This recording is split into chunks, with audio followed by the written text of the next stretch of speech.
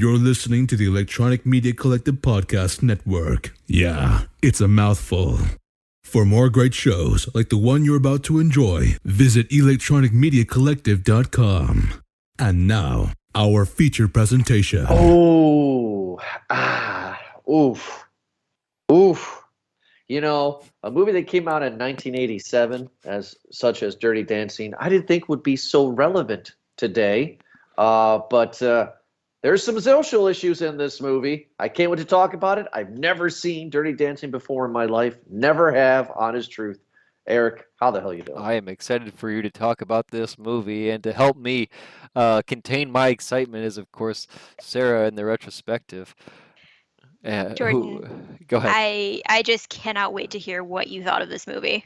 I'm sure you can. I have so many different viewpoints with this movie. All right, well, You know. let's get the joke out of the way now. Hopefully we can never say it again. Jordan, did you have the time of your life? Not at the beginning. No, I had the time of my life. Probably the last half an hour. Okay. I would say that. Jennifer Grey. I could not keep my eyes off of Jennifer Grey. I don't know what's wrong with me. I don't know if that's a good thing or a bad thing. But when Jennifer Grey was on screen, which was 90% of the time, I couldn't blink. She is breathtaking to me. I love the hair. I love the look. I loved her. I thought she was beautiful. I'll tell you what, that hair is like almost like a quintessential 80s, right? Because it's like curly feathered. Is that a thing? Absolutely. It reminds me of Nancy from Stranger Things, And which I have is a huge 1986. Is like the same Oh, same wow. era. But that same feathery kind of perm. Yeah. Wow. I'm into it. I like it. That's like spot on, actually. I think with that comparison is the hair from, man. So they were She going looks like for. Nancy. Oh yeah. And I have a huge crush on Nancy right now. With that being said, I will say that Jennifer Grey, as watching this movie, was hired for the look, because on my rewatch, I have to say, and this might be an unpopular opinion, I want to say she's not a good actress whatsoever. I feel like she's great for this role, but and she's great as maybe the Ferris's older sister. I feel like she only has two modes in acting. Is like she has like kind of the arms crossed, like the pouty person, where her eyes go squinty, or she's the very vibrant and very happy person where her eyes are wide open. Both times, by the way, her mouth is open. She can't seem to shut that. She's got the Keira Knightley disease. So I the limited range that she has, I feel kind of, I don't know. I was watching that a little bit more, but that's not about the ability to act in this movie. This is for the looks, just like a lot of other movies in this genre, right? It's just two hot bodies, right? Well, okay, one of my issues that I am going against you with is that I think that Jennifer Grey would be a great final girl in a slasher movie. I was completely fine. You know what this movie is? Because Jordan did some math. And I'm like, oh my God, because I did research too. Found out that Patrick Swayze and Jennifer Grey hated each other. Hated each other. And I'm like, what's another great American film that is romantic that we have watched recently?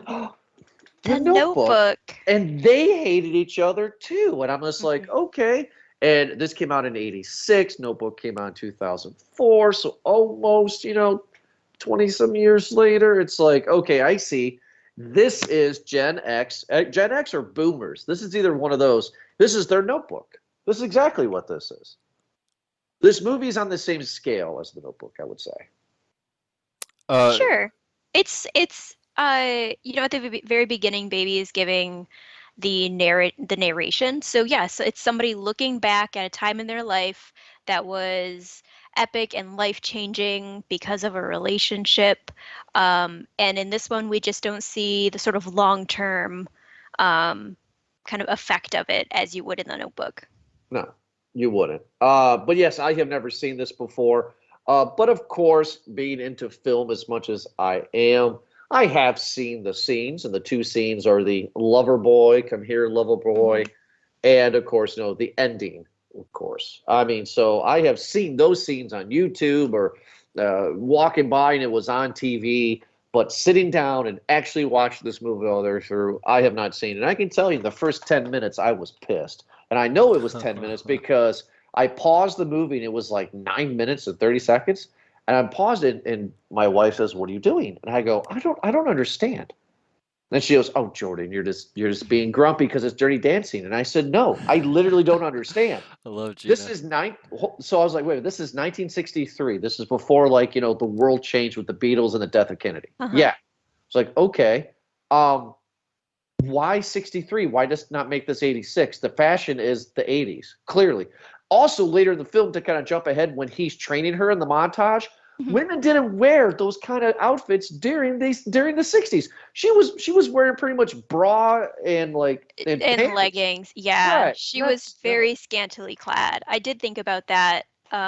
You see her progression from baby, who's sort of the repressed. She's wearing the high-necked dresses. And then within days of her kind of learning these dances with Johnny, she is in the lipstick and the little cropped shirts and the shorts. I'm assuming that she kind of probably stole from her sister. But you see that evolution of her through her clothing. Yeah, she clearly does. I just wished, again, at the end of the movie, I looked at Gina and I said, "Why was this set in the 60s? It just doesn't make any sense. This has to Because be a 1963 would have been pre-Roe versus Wade, which is like a key point in this is the abortion storyline. Yeah. So I mean, if they did it in 1986, it wouldn't have made as much sense. Okay, so I'm not going to get political, but my wife and I did have this discussion last night, so just at Pro v. Wade. I was reading up on this, and I guess pre-Roe v. Wade, it is the way it is now, meaning that it was up to the states, right? Correct. I'm confused. Where were they at? My wife was thinking. They're in upscale New York. Is or it upstate, New York? Upstate New York. They yeah. are Because they filmed it in Catskills. Virginia.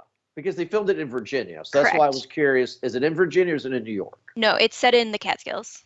So, okay, so I'm not going to get into it, meaning like I don't want to do research and blah, blah, blah, blah, blah. But New York is known to be a very democratic liberal state. You would think that abortion would be legal there. So that's why I'm trying to figure out the storyline of that.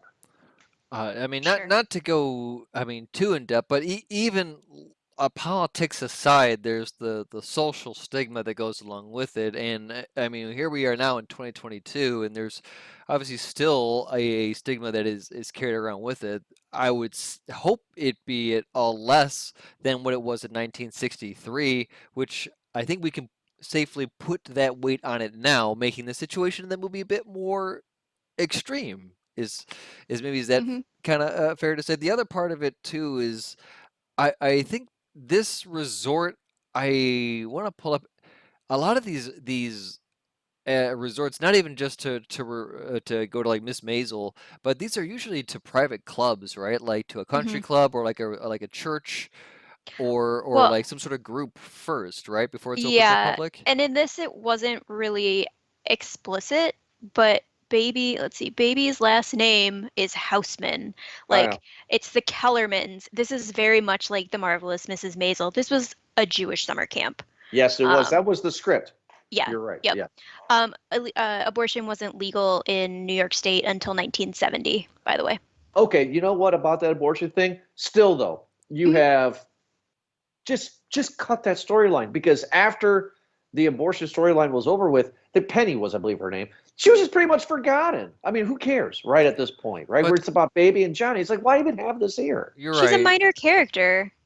She's there to serve the purpose of bringing Johnny and baby together. But why not break her leg? Why not do something to make her not able to perform? Because they also had to have the storyline of baby and her dad, and her not having that same faith in him as she did before she kind of went on this journey, of like self-discovery, where, you know, when she gets to Kellerman's, you know, her dad can do no wrong. She says it at the very beginning. She, you know, wants to meet a man who is just like her dad. And by the end of it, she realizes he is just as flawed as everyone else because, and there's that scene at the end where her dad is sitting on the dock or the deck, and she comes up and they have this moment where she says, you lied to me too, Dad. I thought you said to help anybody and you just meant help the people who are like us. And so it's a moment of growth for her. So I think they have to have the abortion storyline so she can have the relationship with Johnny and so that she can grow in the relationship with her father. Okay, fine. I mean, I understand what you're saying, and I'll give you that. My dog in the fight really isn't about the abortion. My dog in the fight is just, they even have 80s music, Hungry Eyes, and all this. I mean, it's like, why? This is in the 60s. Why have this? That was my complaint right off the bat, guys, was just, this is so 80s. Everything is 80s. We had I the just same argument with the Baz Luhrmann movies, though, not to cut you off, but there's something to be said about the period piece done in the modern time. And that happens too. I feel like, is it Bridgerton? Netflix felt like there was a Yes. period piece that has.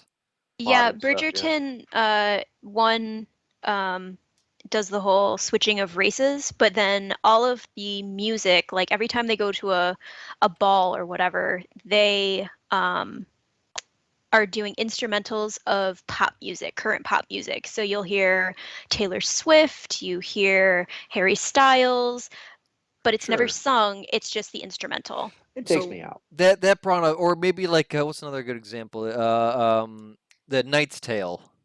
Yes, Ooh. A Knight's Tale. Yeah, A Knight's Tale. It would be example too. I feel like it does work, and it may be where it took you out of some element there, Jordan. I guess it really didn't. But you know what? Now that I think of it, because I had to remind myself that this is 1963, and I'm so quick to turn the dial into 80s when I watch this movie. I guess I just kind of Because that's what it is. well, seeing that both are so far in the past of where we're watching it now, I guess I could just kind of put one into the two Mm-hmm. and just Sure. say, It oh, does, it's in the past. yeah, I was gonna say it doesn't bother me that there's 80s music playing in a movie set in 1963. But Okay. that might be because I grew up with this movie. I mean, the second we hit play, I was singing. I apologized to Eric early. I'm like, I've seen this so many times. You're gonna get every line, every song from me, and he did. It was a lot of singing at our That house. was a lot of it. So did I. So did I. Even got the ending really, really bad, like Camp Anawana Yeah. song. That was terrible. Okay, so we kind of gone all over the place, but like I said, in the first 10 minutes, I was confused. And why I was confused was I didn't know really what's going on. And I was paying attention, but it was like, wait a minute. So sisters, mom and dad go to this resort. I'm assuming New York. That's what my wife said, but it says they filmed in Virginia. So where really is it? I don't know.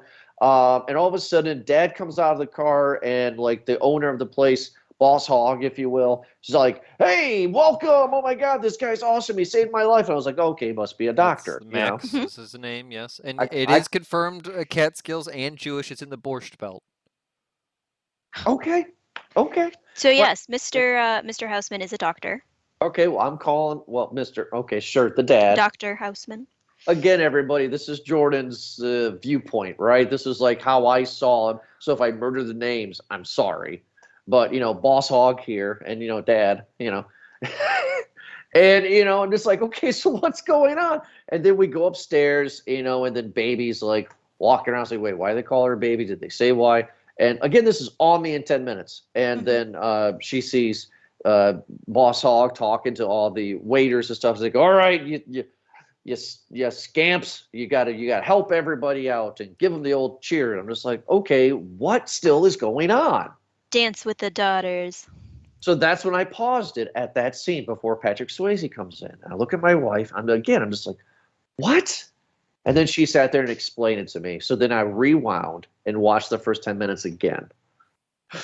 And I still was confused because the movie does not tell us this. This is one of those things where you think that the movie is saying something, but it's not.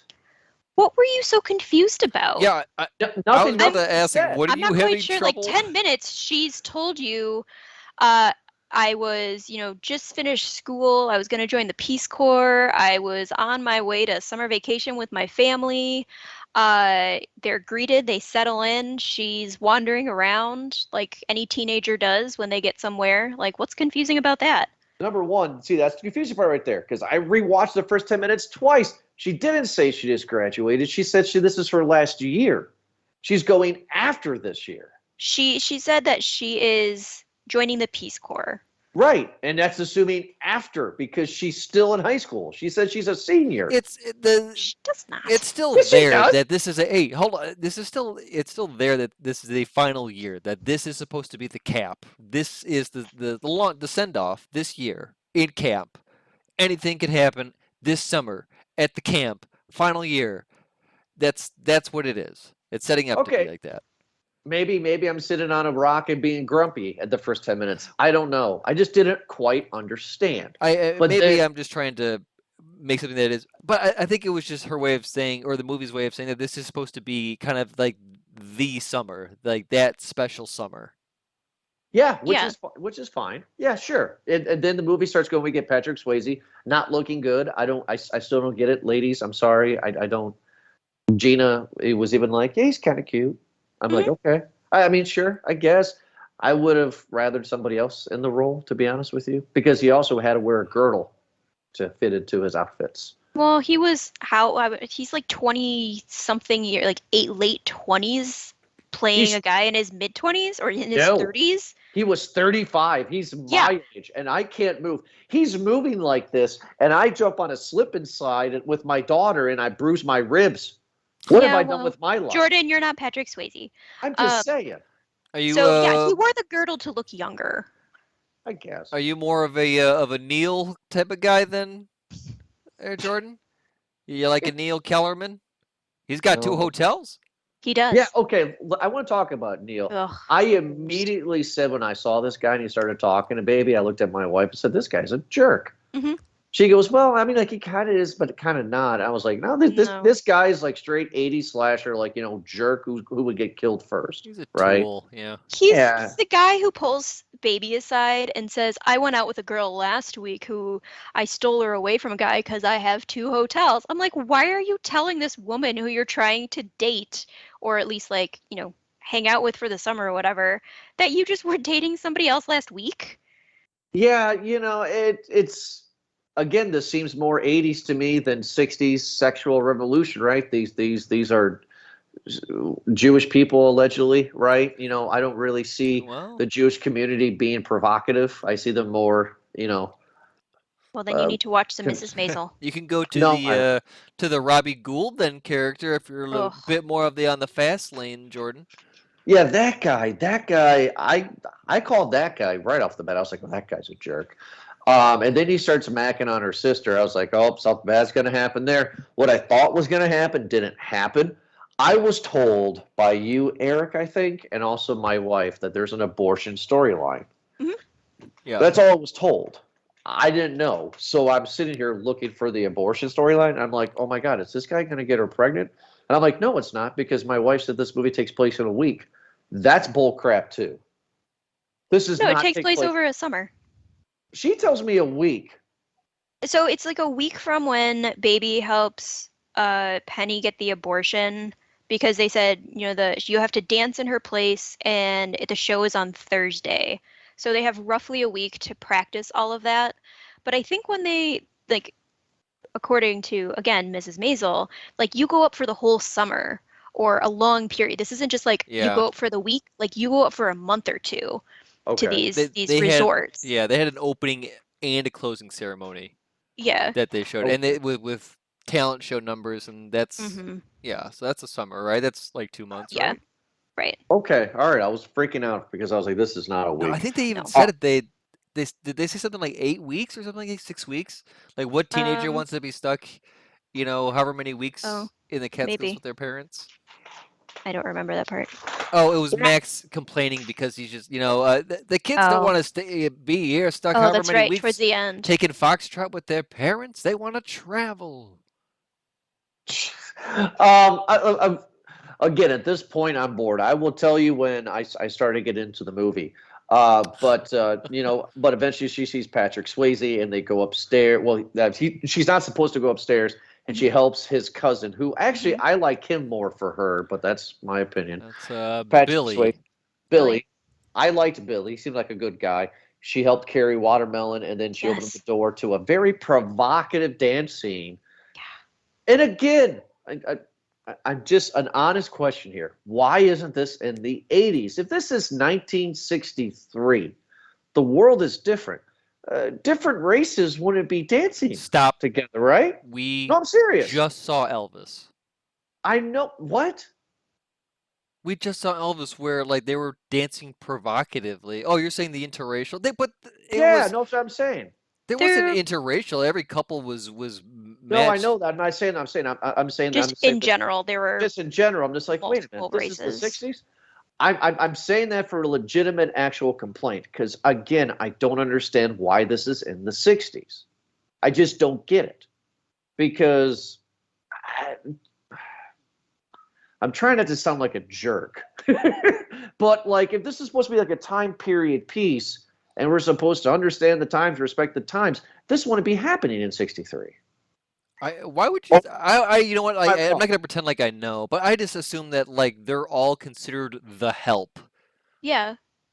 Yeah, Right. these aren't like the higher level help. These are not the waiters and waitresses. These are not the people going, running the events. These are the people cleaning your bathroom. These are the people who are doing the dance lessons. Taking out the trash. like, Yeah. So these are all the workers, which I get. Again, I will never bring it up again. All I was trying to prove my point was just with the fashion, the way people talk to each other, the different groups of people mingling together. I just thought of the 60s, the early 60s, a little bit more uptight than what this movie is. And I was just surprised. That's all I'm saying. And I think that's still to this day my biggest complaint is that this movie is set in the time period that it's set in. You know, Okay. the fun thing about history is that like the thing that gets glossed over for like a lot of the decades are usually like the highlights, right? So the golden parts of like the 50s and the 60s were that that white picket fence, Leave It to Beaver type of TV town, but we all forget that there was an assassination of a president. There was the free love and hippies. The 50s had a horrible segregation and a horrible heroin epidemic as well too. Like a lot of the whole Valium issue as well too. Like there were the doctors were just just feeding housewives with just all sorts of just drugs illegally.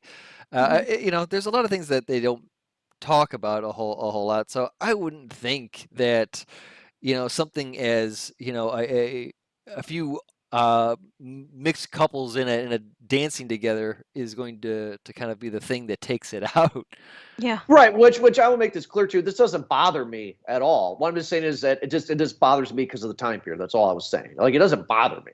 I'm just like, what? It This gets has been- dark. Like there's gets- that's why I yeah. love history. It's just because you find out about like the dark history of how things were back then, and it's great. Just I don't know. Great is in like a fascination rather than it being Right. like an I was actual more thing. fascinated. Yeah. Just sidebar, real quick. We'll go back to Dirty Dancing because you brought it up, Eric, and I thought it was interesting. My wife and I are almost done watching Showtime's First Lady, and Michelle Pfeiffer's playing Betty Ford. And there's a scene where she just wasn't feeling good, or she was sick, or something was going on. And of course, different times, right? And they talk about that Valium stuff. She goes to the doctor, and the doctor is smoking a cigarette, not even looking at her.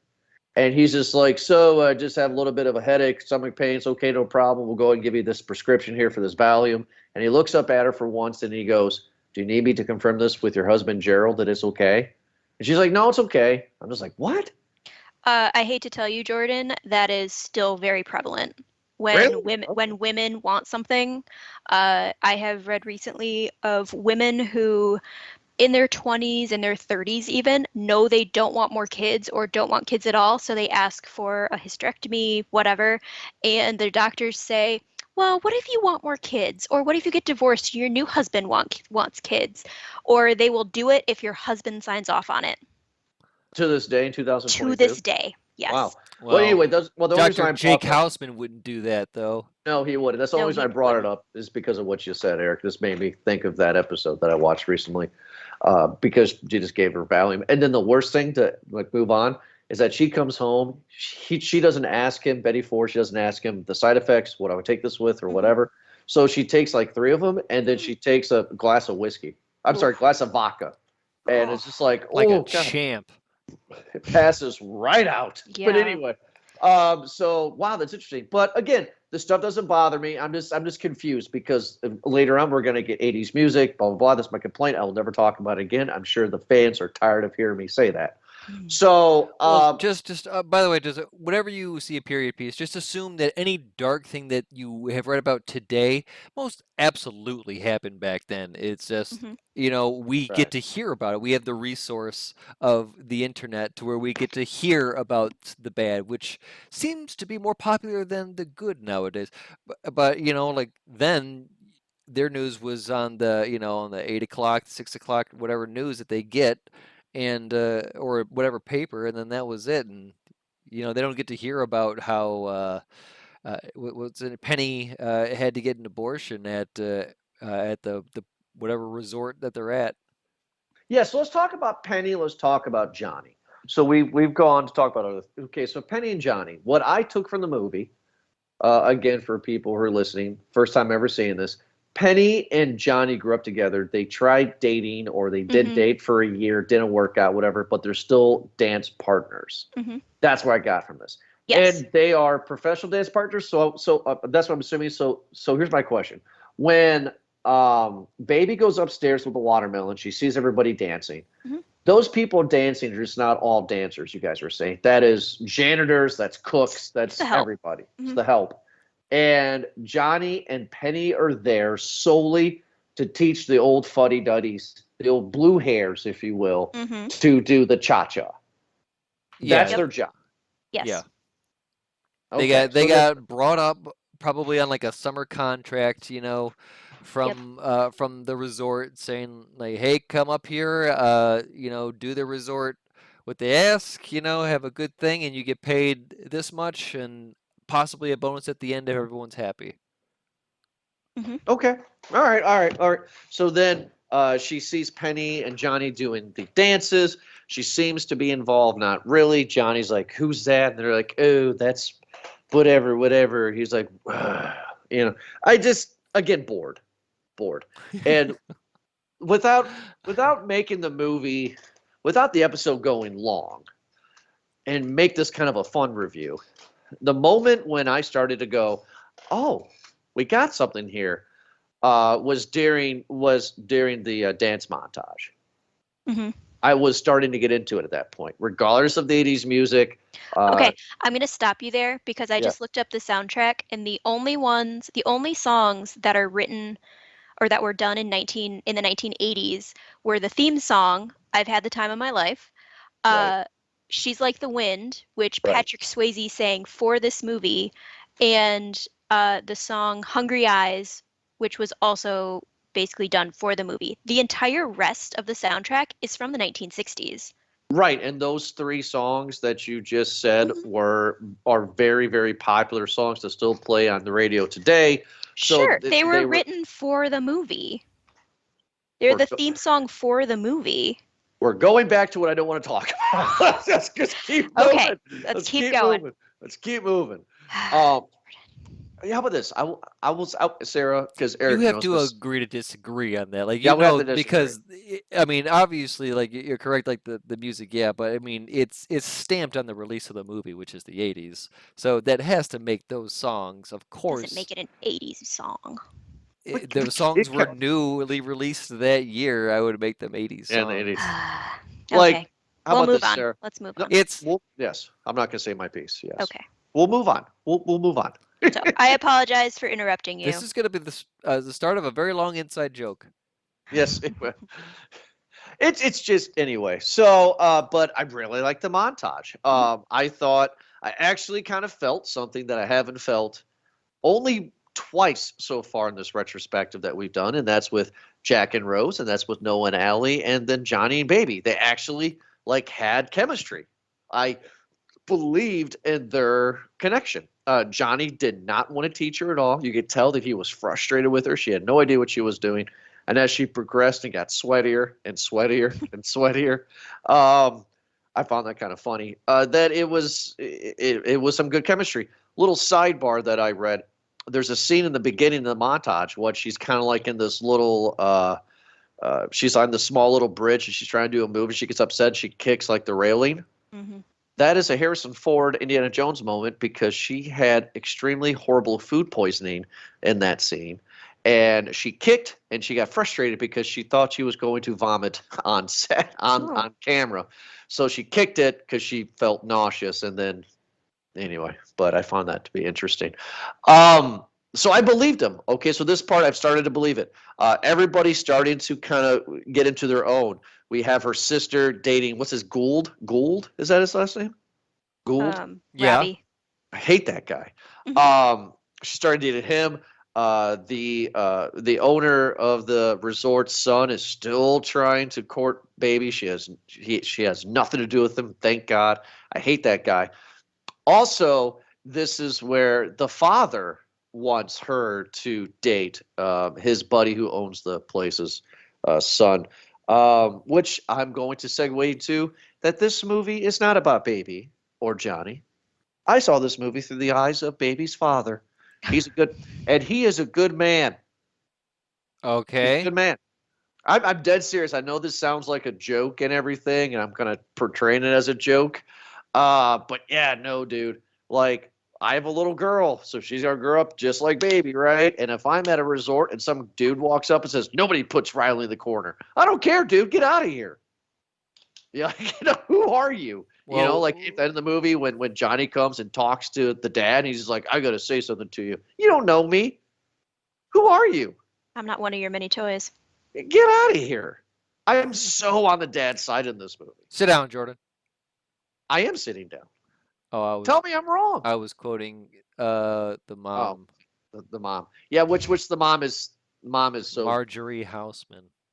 Marjorie is Kelly so Bishop. Gina. Kelly Bishop, aka grandma/mom Gilmore. Yeah, Gina said that she's definitely the mom of this. Am I wrong? I mean, like, maybe it's just because I am a father myself, but it's like if this dude is at the dude, get away. And this is kind of a weird thing that to have the epiphany as I'm talking about Dirty Dancing on this, but taking this story from, I would say, multiple from the characters' eyes of many different characters, you could get a good lesson from all of them. I would say the exception being her just very naive sister Lisa. It just seems to be just up in the air the entire movie. Good for her, but I like almost everyone kind of learns a value at the end of this movie. Maybe not Neil either, but it's like someone at least every part, at least of the main core, like you could get something out of it. They all have growth. Yeah. I mean, I would actually say that, and again, Eric and Sarah as well. I mean, we have reviewed so many movies together that by now, like, you can tell if something's trying or if something's not. If something is Dirty Dancing, which is good, and something that is Love Actually, which is not good. So you could kind of see, and I could see, like, it wasn't naive, that there was something to this movie, right? This isn't 50 Shades. So really got into some of the characters, really was fascinated. So let's go back to Penny and the abortion. So Penny got pregnant by, I'm sorry, his last name is awesome, Robbie Gould. God, I hate that. I hate that name. That name you just want to punch him because of the name. Really? Like, I automatically go to Dana Gould when I hear that last name. That's a good one. I mean, like, everybody has that guy in their high school that they graduated with that you just want to punch him in the face. Not because you really hate them, but because their name, their smile, and who they are. You just want to just punch him in the face. Well, this guy did fit this like guy's that guy. The image of like the New York wise guy. Yeah, this guy should be in The Godfather. But okay, so she gets pregnant by Robbie. And Robbie's just like, nothing to do with her, Hey, right? forget about it. Hey, It's not my kid. right. So then, Oh, it's kind of her fault, huh?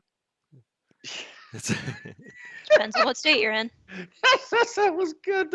It was good because it's, oh my god, that's so ridiculous. Right? It's just the character. It's her fault. No, it's not. But anyway, so this is very fascinating to me. And again, I perked up as the storyline with Penny progressed. Um, so abortions at this time period are illegal in New York. So there's a traveling doctor, a circus doctor, some sort of doctor, allegedly, that is coming around the area. Is only gonna be in town for what, a day, and he will do the abortion, and then she gets it. She's messed up, and then the cousin, Billy, I think, right, says, I saw it and I seen it, man. I synced it. You know, he put her on a folding table with a rusty knife, I think he said. They didn't use no ether. Yeah, and this is like, oh god. And kudos to baby. You know, she runs right to her father. Her father takes care of it. I don't know why the father didn't like just try to help a little bit, you know, to make sure she's not going to die. They take her to a hospital, but that's neither here nor there. I guess That's his call. It's the doctor's call. He can't. We He comes back to check up on her. So yeah, It's but the Hippocratic Oath. Do no Yeah. harm. So he sees a patient who needs his help, and so he's going to help her. so this is a big part of it, and I'm happy that I rewatched this movie for the scene that you mentioned earlier, Sarah, where he's on the deck reflecting, and she comes, and we'll talk about that a bit more in depth. Let's cover this a bit more too. Is that yeah? Let's talk about Jake. Is that it was his decision to? Is he doing this to help his daughter? Do you think, or do you think he's doing this to obey the oath of? I think it's the oath. Of being I think a it's the doctor? oath. I think it's the oath. Yes, Sarah, I agree with you because I think he's really naive when it comes to his daughter. Well, I think that because she has been so naive in her life up to this point, he believes that baby would do no wrong until he realizes that his money went to a botched abortion. And now there's a patient who is in need of his skills. He's not the one performing the abortion. He's the one taking care of the patient afterwards. So I think that is also the kind of blurry line right there. Ooh. That he, like I said, he's not doing the act, he's supporting the after effects. I agree with Sarah on that one too. I mean, I 100% agree with you on that. I still say that everybody in the baby family is naive, but no, yeah, I totally agree with you on that one. You know, you say that, and then I'll go back to saying and looking at their different eyes, except for Lisa. Except the hungry ones. I want to talk about her a little bit more, but I think Marjorie with that sit down line, it almost made it seem like the entire time, like she knows what's going on. Like she's not a stranger to, you know, the cue in the room here, the what's happening with her daughters. I think that she's just, you know, she's good with the leash. She knows when to hold on to it and when to let it go, and that showed some growth, or not growth, but you know, some versatility for her. I won't say growth because it probably was always there, but it just kind of made her a well-rounded character. I liked it. Well, I disagree with you because I have seen her character before in hundreds of films. She's the sit in the background wife that doesn't say anything, let her husband make stupid decisions and her family make stupid decisions until she says enough is enough, and then she stands up for herself like she should have done before, and makes everybody kind of just follow and go in line. I mean, her saying sit down did nothing for me. I can't agree to that because there was a lot of parts that were kept from her. Like nobody's going around saying, "Hey, by the way, your other daughter is seeing this dirtbag guy who knocked up one of the dancers," you know, or that hey, you're pairing up your other daughter with this creepy guy who just happens to own 2 hotels.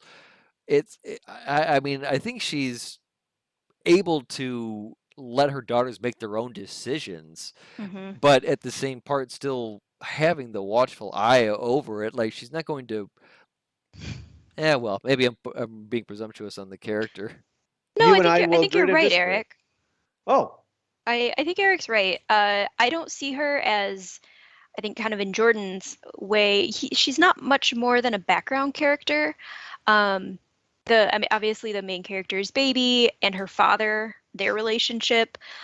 Even her and her sister, I think, have more of a relationship that is explored versus her Baby and her mom. Because Lisa, they asked each other to cover for each other. When Baby's upset towards the end, Lisa says, you can use my lipstick or I can help you do your hair. And so there's that kind of relationship with it, I think is nice. But there's not really that, it's not explored with the mom at all. She's just kind of there. And I think I think it was Eric's point, when she says sit down, she's seeing what's happening. She's seeing her daughter, blossom and grow as a woman. This guy is here to, be with her, let them go do their thing. You don't, what's the dad's name? Jake. Jake, you don't need to, always protect her. Let her go be herself and Oof. dance with this guy. The moral being support is what I'm trying to say. Like yeah. she provided the support that maybe that her dad, I'm sorry, that the dad, Jake, was late to give or thought he was giving incorrectly. It's going to pain me. I actually said this while we're watching the movie to my wife, because I will be the first to admit it. I'm a helicopter parent. Oof. Hey, Dad. Yes, I'm gonna go and run around on this resort for a week and pretty much not even see you. Oh, okay. She's Boy, 17 years old. I don't care. Handcuffs are on. I'll ask you that again in 12 years. I don't want to. I actually have the great image, and Sarah, join me along if you will, of like them being at some sort of like resort beach or something like that, and she's just trying to like be at the beach, like enjoy her independent self, and then Jordan's just floating in the background with a beer in a hand, trying to like hide, but just like you are not, you stick out so bad, Jordan. He's got like sunglasses on, hiding behind something, or thinking he's hiding. Oh, I see it. It's just wonderful. Staring right at him too. Staring right. Oh yeah. And the song "Secret Agent Man" from Ace Ventura is playing in the background for some reason. Oh yeah, no, I could so do that. And what it is for me, I'll just spell it out. It's not that she will meet a man and the bad thing will happen. That's not what I'm concerned about. It's just the fact that my child that I have seen born into this world, that I've taken care of. It was my duty and job to take care of her. It'll be very, very hard to let her go to do her own thing. I'm sure every parent feels that way in some way or some sort. And that's why I kind of felt for the dad in this movie in a way. Because again, like I said earlier in the show, I don't care. If some dude came up to me and says, nobody puts Riley in the corner or Baby, I don't care. I'm her dad. Go away.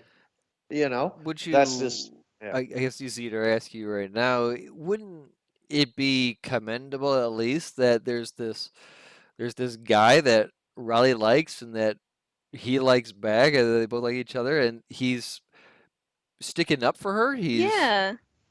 That's the thing, is that right now, different story, guys, right? I'm sure if we're still doing Movie Guys podcast 12 years from now, maybe it'd be a different story. Well, it's just also it would be different if like a 26-year-old Patrick Swayze came up and tried to say that to a 5-year-old, 6-year-old Riley. Well, even if she's 17, like, this is all hypothetical stuff. I don't know what I would be, because I was young, dumb, and 17 myself, right? So I don't know. It's just I'm just saying it's just going to be hard to let it go, which is why, again, I started to get into this movie, which is a good thing, because this movie is doing something for me, which is it is making me watch, and it's making me try to follow what's going on, and it's getting me into it, which I would say more than half of the movies that we reviewed in this retrospective have done not, right? Mm-hmm. So we get the montage scene, and then eventually they go and do this big dance number that Penny was supposed to be in, and she botches it. I love when she was going to do the jump, and she skips and doesn't do the jump. She's like the thumbs to the left and the right, and then he saves her. Really cool. Loved that all. I thought that was funny. I thought that was cute. She saw this old couple I'm bringing that up for a reason. And she was like, oh my God, I hope they didn't see me because they're at the resort, you know. And then boom, like, you know, Johnny and Baby start dating and start going to the cabin in the woods to have intercourse, right? Rehearsals, please. Oh, stop it. You know what? They're in bed anyway. Stop it. They're dirty dancing, Jordan. Yeah, I don't like the title. I even said that to Gina too. I was like, I don't understand the title. She was like, well, the dancers are pretty provocative. I was like, yeah, they're Mhm. doing the cha-cha. It's not really dirty. Okay, at one point the waltz was dirty. I guess if we want to say grinding is dirty, can we just say like, you know, a summer in Jewish camp? Oh, well, that sounds bad. Wait a minute. Yeah, let's try that again. Let's try that one again. Oof. Okay, let's move forward past this one. In that case, I'll say that, Jordan, I don't think that there is anything wrong with a little bump and grind. I hate you. Really, R. Kelly? Okay. Is that All too soon? no, you. Oof. My mind was telling me no. Yeah, I know. After this, I'm gonna go in the bedroom and be trapped in the closet. So then we get this. We get the scene that I've seen before, right? She's in the jeans and the tied front shirt, and Patrick Swayze is looking like a complete dork. Air guitaring to "Baby," right? Yeah. Very cute, very nice scene. Again, I'm believing them. Of course, Jerk McGee, whose father owns everything, comes in and ruins it and says, I got a great idea. Want to do a dance that nobody's ever heard of before. You know, like, whatever, that guy's a jerk. But I like that scene. That's a very good scene. It was a short scene. I thought that scene was going to go longer. I thought more things were going to happen with that scene, meaning just get a little bit more dialogue, get a little bit more of the relationship. We don't. But I did really enjoy the baby Johnny scene. I thought it was fun. I thought it was cute. Again, I keep on saying cute because we're getting to the cuteness part until we get the male machismo part, where Wayne Knight. old hag lady is there through the summer because her husband's a doctor or doing something. So her goal is to bang dudes, and she makes a pass at Johnny. Johnny's like, no. And she goes after Robbie, and then she gets out of Robbie's cabin, sees Baby and Johnny, boom, messes everything up, right? And then Johnny has to do the male machismo. I'm going to fight Robbie. What a bad fight. Of course, that scene had to be in the movie, right? But it's like, That's what a every bad fight in He's those movies, defending though. the honor. Of her sister, right? Or her, or both. Of Baby. Oh man, I wish it would after the other sister. I mean, it was fine. He was defending, but you know, my wife even said, because I was asking her, it's like, how would you feel if I did that? She goes, I don't want you fighting. He's Yeah. calling Baby, a floozy. A whore. Yeah. It was Yeah, easier but- to sleep with her than it is with Lisa. Would you get mad, Sarah? Would you get mad if Eric just hauled off and deck a guy for calling you a floozy? Would you get mad at Eric for doing that? Because Gina said she would. I think it depends on the situation. Okay. In general, yeah, I'd probably be really upset. But I guess it depends on who it was and what he was calling The me. guy had a and comment. in Fuck. what sense? Well, while I'm Excuse me. sneaking in the background drinking a beer, secret agent. So, get all these things. Also, we get, if we're reminded that this is 63, they're walking, Johnny and Baby, and they're walking on a hill or something, and characters walk by. I can't see who the characters are below the hill. Something about, hey, after we beat the Vietnamese, are we going to go to China next? I'm just like, oh, that's right. It's the 60s. Another scene that we did not talk about, which was a big scene behind the scenes, is when they're on the log together towards the beginning. Patrick Swayze insisted on doing his own stunts, and he did the jump. And I guess he twisted his knee or did something to where throughout the whole shoot, they had to constantly drain fluid from his knee. Oh, Mm-hmm. So that's not good. Evidently, too, they decided to film this in Virginia, and they did it during, I guess, the rainy season. So either one day was over 100 degrees or one day it was completely rain. Mm-hmm. And I guess IMDb said, if you believe IMDb or not, that the director decided to install air conditioning once 25 of the cast and crew members passed out in one day. In like the first like 20 minutes of filming that day. Mm-hmm. Like it was a super short period. Yeah. Passed out within 25 minutes of shooting. 25 minutes of 10, shooting. Yeah, 10 people passed out in one Woo. day or in 25 minutes. That's ridiculous. That's hot. Oh yeah. That's hot. So we get to pretty much the end of the movie, right? We get to the point to where the owner's son Neil finds out about the relationship. So he's going to somehow stumble upon it. There's a stolen wallet and blame Johnny. And boom, this is when baby's like, Johnny didn't steal a wallet. Why? How do you know, baby? Because he was, oh, Dad, he was with me. As a father, I would have gone through. Eric, give me a beer. I would have been so mad. What do you mean he was with you? What were you doing? So this scene happens right after, what's her name? Vivian? Is that it? Yes, Vivian Pressman. Yes. Right after Vivian Pressman is scorned by Johnny, sleeps with Robbie and sees baby leaving Johnny's cabin. Mhm. So I think Vivian was the one who either overheard someone say, oh, somebody stole my wallet. And she was like, oh, it was Johnny. It was definitely Johnny. Because she's ticked at him, so she wants to get back at him. Why, though? She got what she wanted. No, because she wanted him. It sounds kind of like before baby got there that they had been having an affair. And then baby got there, things stopped. She was mad that he wouldn't sleep with her anymore. He gave her husband the money back, and she wanted her revenge. Okay. Because she had to go to the backup D. Yeah. She wanted that first place, and she had to settle for silver. Okay, yeah, you're right. Because there was a scene when they were in their love shack, where she was like, "How many guys?" And how many women? Oh, what was the phrasing on that? Because it was really awkward. It was bad, but she asked, "What was his body count?" Right. Yeah. That's And- right. How many women have you had? Yeah, how many women have you had? She asked his body count, and then my wife looked at me because men, we know who listen to the show. I don't care what Eric says. Eric is going to do what Eric has to do because Sarah's on the show, but men never say the real number or anything at all. I would hope that nobody would reveal their number. It's a private thing. Like women don't need to reveal theirs, and nobody, it's like, who cares? I'm just saying. So then he doesn't reveal. That's my point. He just like, you know what, baby?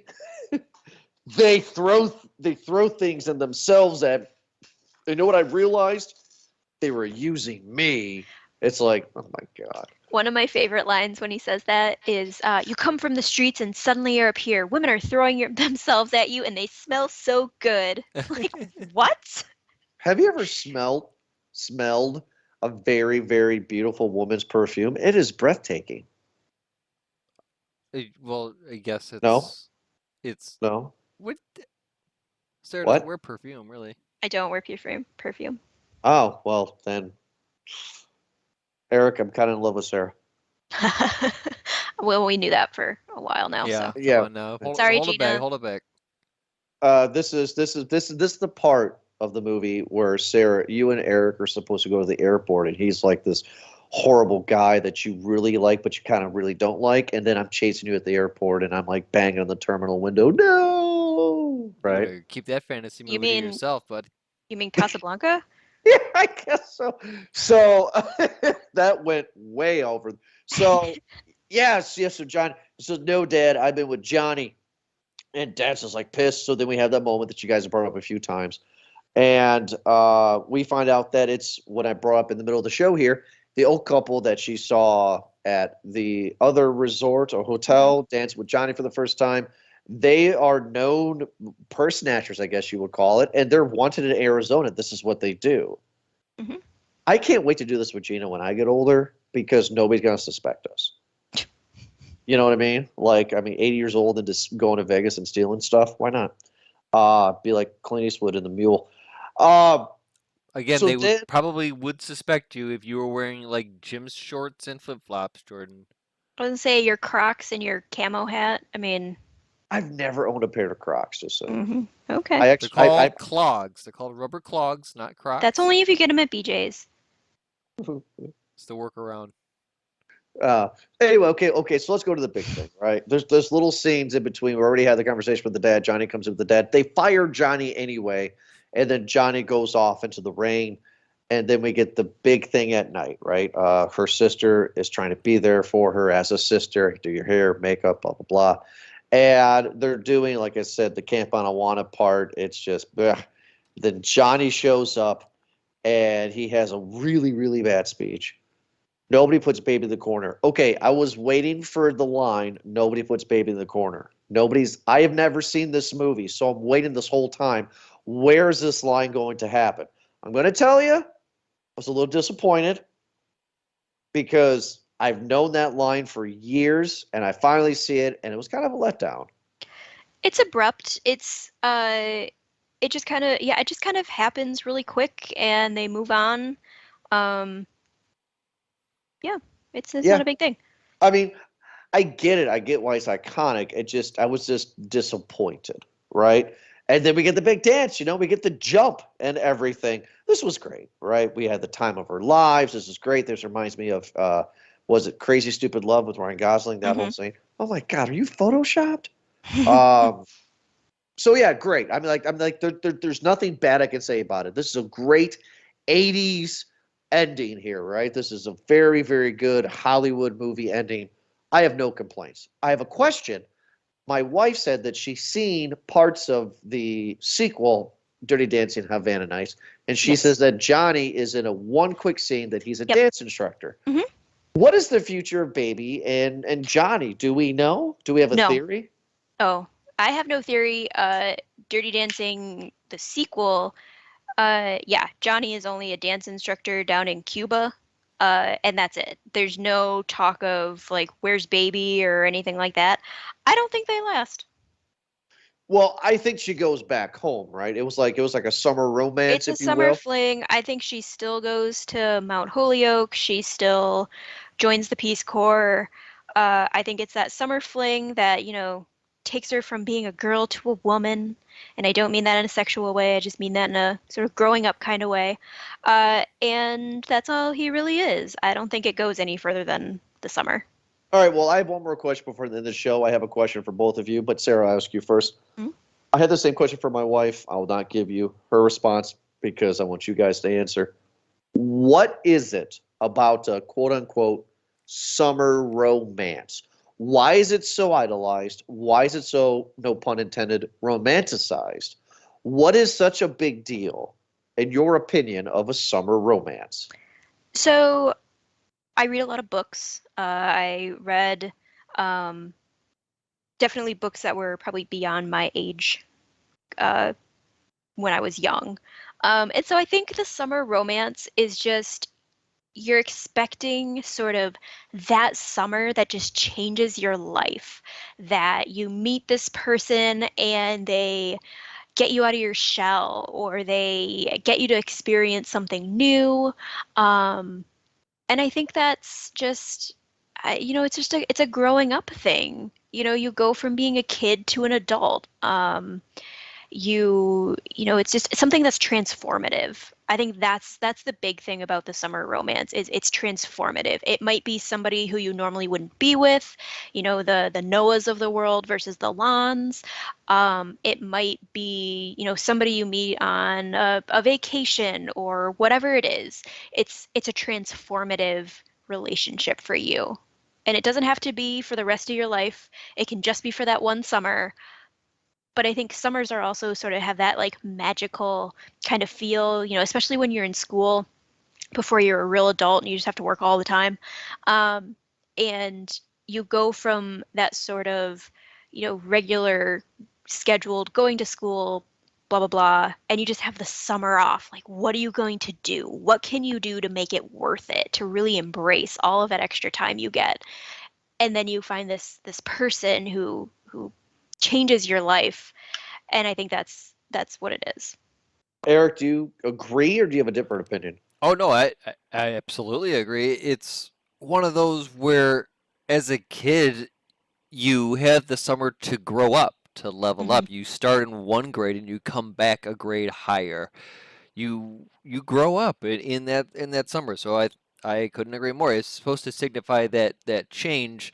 It's unrestricted as a kid. You are breaking the norm. Your schedule, your routine of school and everything is now open to meet new people or experience something new, like go on a family vacation, a trip, a camp, something out of the normal, and that's really where the change happens, or your experience, your memory happens.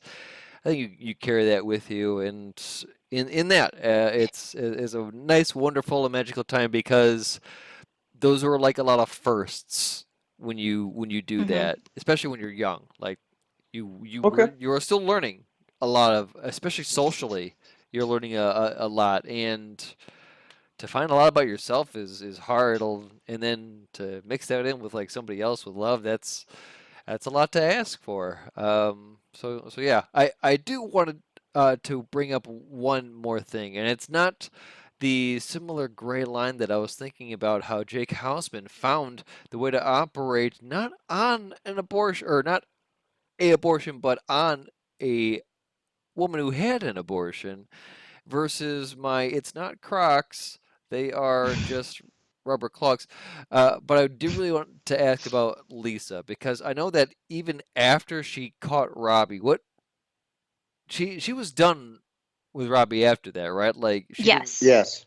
Yeah, she said tonight's the night. I'm gonna go all the way with Robbie, and then she sees him with Vivian, and she's like, "Oh, never mind." Now, again, help me out. I feel like I need to rewatch this, because after that, and then her and Baby kind of have the sister moment, and then even after that, we see Elisa then rehearsing very horribly for the talent show number at the end, whatever you want to call that. I still feel even after that, was she seen walking out paired with somebody? I didn't see her paired with I anybody. didn't. Why either. do I have like a Mandela effect, where I just kind of see her like still, even at the end of like the last day, she was even like, maybe I'm thinking of something else. Maybe I'm I just seeing think that scene with her and Robbie, because I wanted to feel like she still got with Robbie, or she got with Neil or somebody at the end. what I think, because Baby just tells us a story, but what I think is that we're made to believe that Lisa is there to find a mate. She's there to find her husband. And I don't think Baby is there to find that. Correct. So that's probably why we feel that way, is because her character arc is no arc. Her character arc is me need to find man. Well, at the very, what are you laughing about? Baby just wants a dance partner for the summer. Oh boy. At the There we beginning of go. the movie, when Baby stumbles on the waitstaff getting the lecture from Max, and he says, dance with the daughters, be nice to the wives, and then Robbie is the assigned server for their family, and he kind of flirts with Lisa, and the look between Lisa and her mom are like, oh, a man. So she's definitely there to find Yeah. some. Oh, but some I guy. guess that goes in with the speech that Max was giving to the boys, just saying like, "Hey, go ahead and take the birds out, and show them a good Show 'em a time." good time. Because all those guys are there probably under very good remarked, under good reference, right? In some sort of like I don't know, like an internship, I want to say, not even, but like they're there for a credit of some sort. Oh, I Sure. don't think that, but Well, maybe. Robbie was going to medical school, wasn't he? Yeah, and then the dad was going to give him like money. Yeah. He's like, "This is for your medical school." Robbie, fool! If No, you didn't say anything. I feel like Should have gave the money to Johnny. those guys are the ones who are like they're not the bottom help. They are the ones that Oh were no. there on the connection, and like, hey Max, my Yes. son, hey Max, my nephew, my cousin, whatever his boy needs to go here. Hook him up with the right people. I'm trying to find like a better word for like a networking. You They're know, also just the pretty guys. These are the guys who stand outside of Hollister without their shirts on, which Hollister, I don't think that exists anymore. Um, Abercrombie like, and Fitch, I oh guess, right? sure, Abercrombie we and both. Fitch. I think we're dating ourselves, and I'm not even gonna try to Exactly. contribute to that. So I think it's yeah, I think it's still the like, oh, my nephew needs a job or whatever, but he's gonna get the job as the waitstaff because he's really good looking and because he's a Right. flirt. Yeah. Otherwise, they're gonna go maybe not be the waitstaff or the like the dancers or the help kind of people that we've been talking about, but they're kind of in that middle rung. So Well, yeah. I mean, they're definitely in the middle wrong. Yes, I would agree. Oh, great. Okay. right. Next, Oh, this movie! I swear to God. Do we want to get our popcorn ratings on this one? to do it. Sure. Let's do it. I'll go first on this. I'll just make it very short. I hope. Oh God, I don't want to. I'm gonna give it a large. Wow. Wow. It was a medium or a large. I don't know what. Um, I see why it's important, but like I said in the beginning of the episode, the first half of the movie, I was just bored. I didn't get it. I just did not get it. But as the movie went on and went on, okay, I get it, and I really enjoyed these guys. My my gripes are just literally that. They're just gripes. When I was talking about why does it takes place in the 60s and not the 80s, I hate the name that her name is Baby. I hate the fact his name is Johnny, just Her generic name as is heck. Frances. I know, but she says it once. Mhm. A lot of people are vanilla. The story has been told before. We have seen this story, so there's nothing new. And since we've seen this story before and there's nothing new with it, then we have to feel for the characters. And I felt for Johnny Baby, and I can't believe I am. Like, I thought it was good for what it is. It is a large bag because of what it was. I'm not saying it's a large bag because I think it's better than Titanic. Mm-hmm. I think Titanic is better, but I think that this is a very, very good 80s romance. No problem. I think it's very good, and I will watch it again in the future. That's my opinion on that one. That's my large bag. Sarah, can you believe it? I'm really surprised. I was Are not you? expecting you Yeah. to rank it that high. I thought Jordan Well- was gonna put this movie in the corner. I Oh, think we've used that one yeah. enough. Let's move on. Sarah, you live with him. You just like put your knee in his back all night when you're Oh, trying to could sleep. you? Okay, he will like that. Something he doesn't like. Yeah, he's I'm- feeling pretty sore today. How I'm about I disturbed. lay on the floor, and then you on the bed, and then you just jump from the bed onto the back. Oh, just both knees just. Wow, we're center really of the getting bed. into Hey, Eric. inside look at our relationship. I Everybody. want my back cracked, split. Eric, I have Yeah. given Dirty Dancing a large. Are you going to go with me and get a large as well for this movie? What do you give Dirty Dancing? What's your popcorn rating? I give it a medium. I like the story. I really did appreciate rewatching this. I really did, because the first part, maybe the first time I watched it, I can't even remember when. I don't remember watching this movie many times. I'm sure it was with, sometime in my childhood with Mom and Two Sisters. It had to have been somewhere in there somehow. But I don't like Jennifer Grey's acting. She bothers me in this movie. The hair is amazing. It really is, but I don't very much like her. That might be a personal thing, and I have to accept that. But it's a simple story. It's a simple camp story, and it's fine. Everything about it works. I think for me, there's not really a whole lot of plot hole anywhere because the story doesn't really allow for much of it. It's not horribly complex. We didn't talk about One Night. I think he was fun in this movie. It was one of those where you're like, is that Wayne Knight? No, it is. And so it's always fun to play that guessing game. You say Wayne Knight, I say Jurassic Park guy. But go ahead. Of course. I mean, however you see him. But I don't know. That's just maybe what the movie was for me. It's fine. I'm not bashing it. Hour 40, I can't complain with that runtime whatsoever. Patrick Swayze looks amazing. That booty always be shaking. Jesus Christ. Come on, like those hips, like it felt like he was trying to put a stop to it sometimes, and the hips are just like, no, we're not doing that, Patrick. No, Jennifer Grey was better. Man. We're gonna keep on moving because we got these hips, and it kept on moving. So the dancing was great. It was like I enjoyed those numbers. The music was great. I found myself moving and grooving to some of it too. Like the camp was great. Like the story with Jake Houseman was great. I'm happy that I get to do this and talk about it with you, both because hearing the opinions of like a lot of the characters really just helps a lot of the story, and so I was able to take a second look at Jake, and I appreciated that, just like all the other characters. I'm done with it. Medium. I just think it's just kind of. It didn't wow me, but it's a fun movie. Okay, fine. Sarah, what popcorn rating do you give Dirty Dancing?